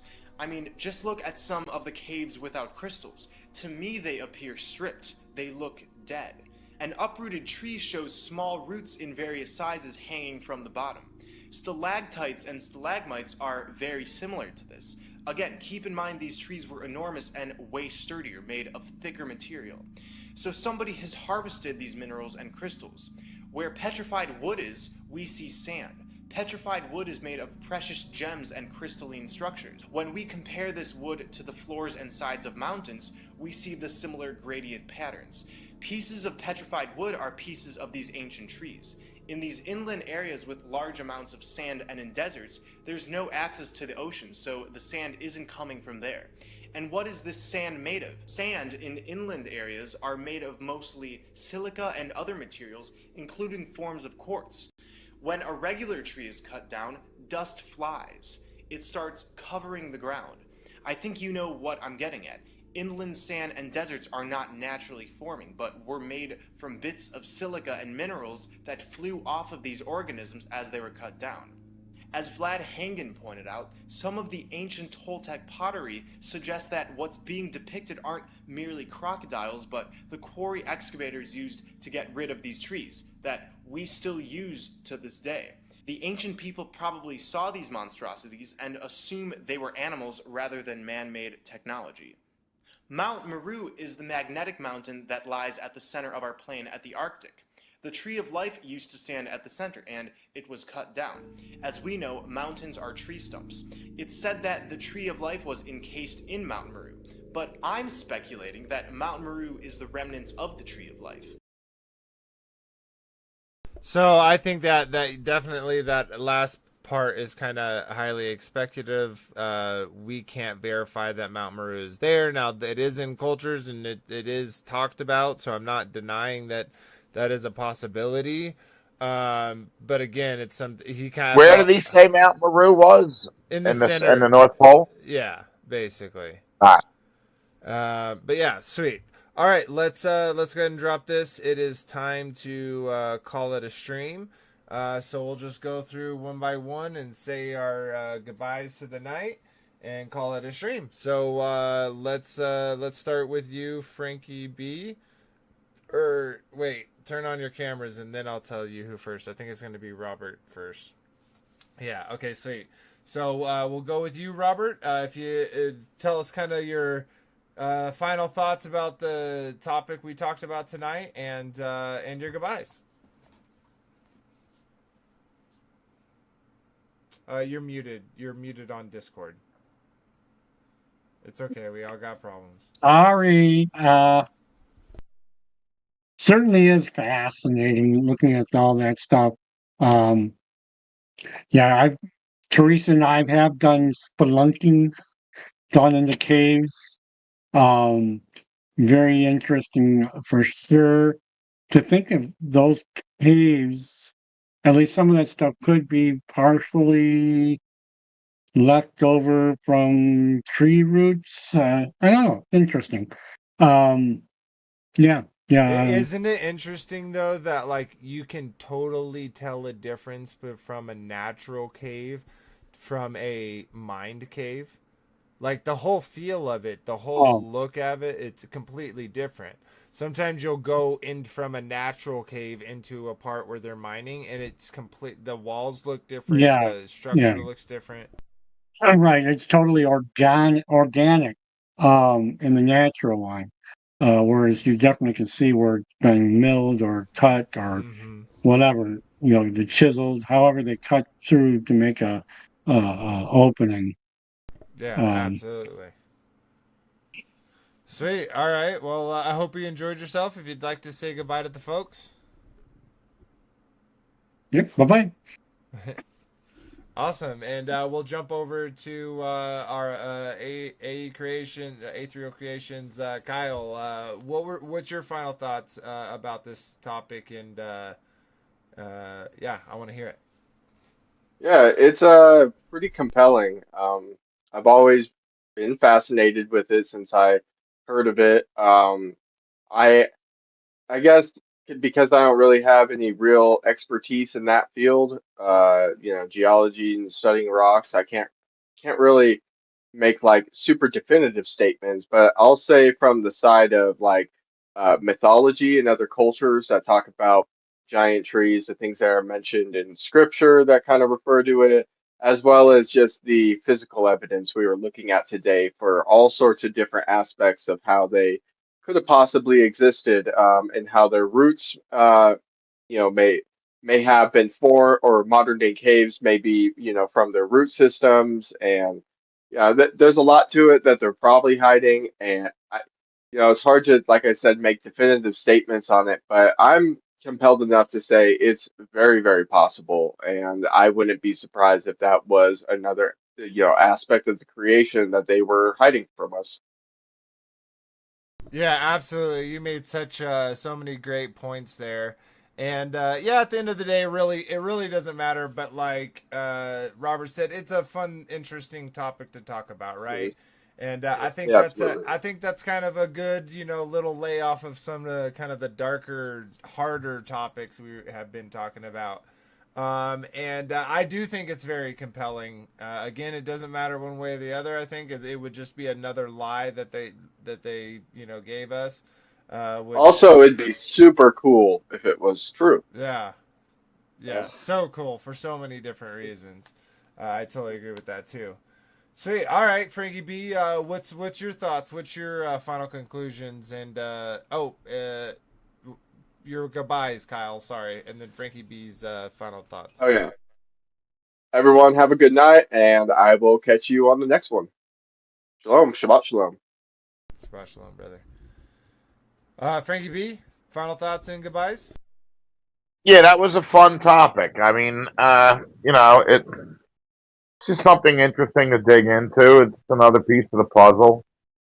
Something cool to look into. There's a lot of research on YouTube about it.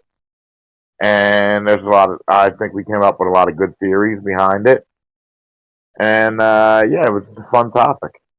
I like nights like this, and the 2 hours went by really quick too, didn't it? Yeah, it totally did. And the videos that we had, like, I feel like really nailed and you know, like I said, sync, because I didn't from the ideas you had, and I looked up a few things for sure, and I watched some of the videos, but I didn't know that the syncs that y'all would bring into the videos that I found. So that's always cool.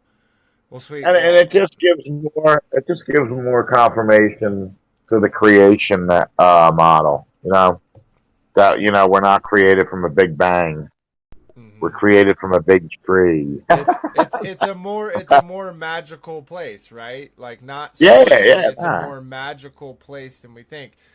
Truth is stranger in fiction. Shout out Will. But sweet. Well, thanks for everyone. Don't forget to dig deep and enjoy the song at the end of the show. Yeah, absolutely. All right, later. And thanks for giving us the idea for the topic, right? Shout out to you for that. Yeah.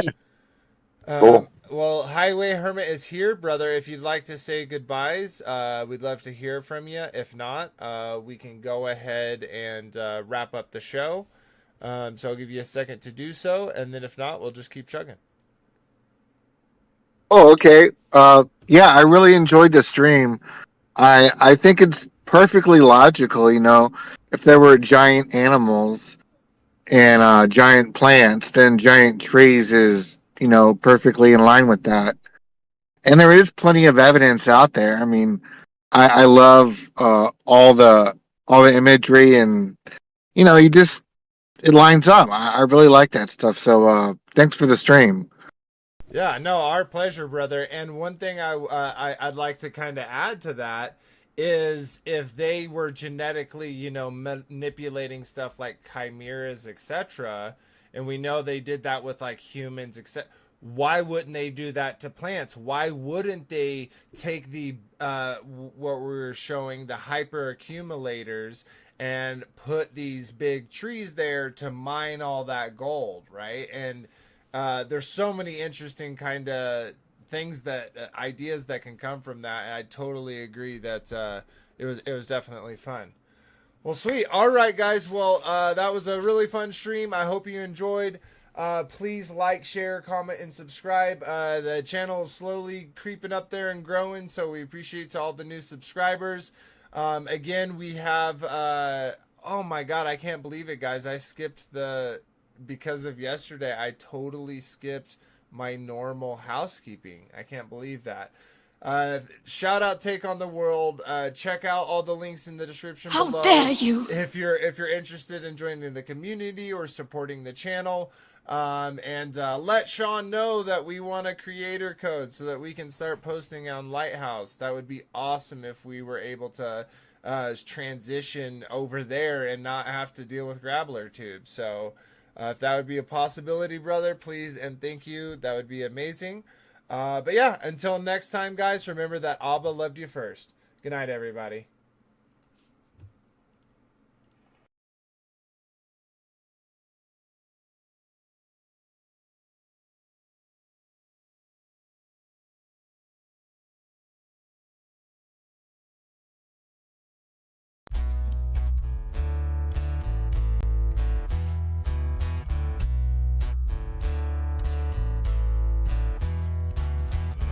Your glory,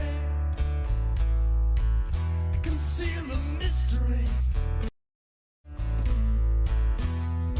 You give us the honor to search a matter. You raise up a standard